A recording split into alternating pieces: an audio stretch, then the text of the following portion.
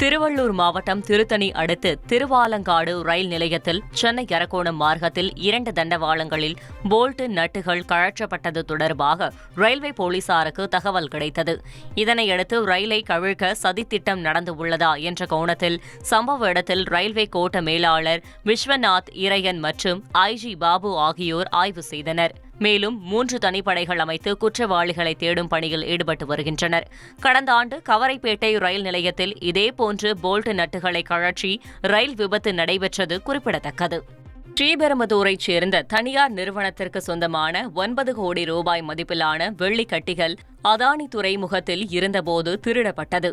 இது தொடர்பாக காட்டூர் போலீசார் விசாரணை மேற்கொண்டு வந்த நிலையில் துறைமுக ஊழியர் முனியாண்டி என்பவர் வெள்ளிக் கட்டிகளை தனது கூட்டாளிகளான லாரி ஓட்டுநர் ஆகாஷ், மேற்பார்வையாளர் தேசிங்கு, ஆபரேட்டர் நவீன்குமார் உள்ளிட்ட 14 பேருடன் சேர்ந்து திருடியது தெரியவந்தது. இதனையடுத்து அவர்களை கைது செய்த போலீசார் 8.1 கோடி ரூபாய் வெள்ளிக் கட்டிகள், 40 லட்சம் ரூபாய் ரொக்கம், லாரி, கார், செல்போன்கள் உள்ளிட்டவற்றையும் பறிமுதல் செய்தனர். தென்காசி மாவட்டத்தில் ஒரே நாளில் 4 குற்றவாளிகள் குண்டர் சட்டத்தின் கீழ் சிறையில் அடைக்கப்பட்டனர். தென்காசி மாவட்டத்தில் குற்ற சம்பவங்களை தடுக்கும் விதமாக மாவட்ட காவல்துறை பல்வேறு நடவடிக்கைகளை மேற்கொண்டு வருகிறது.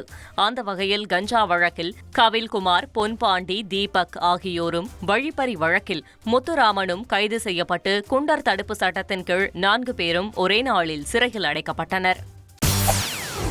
செய்திகளை உடனுக்குடன் தெரிந்து கொள்ள உடனே சப்ஸ்கிரைப் பண்ணுங்க.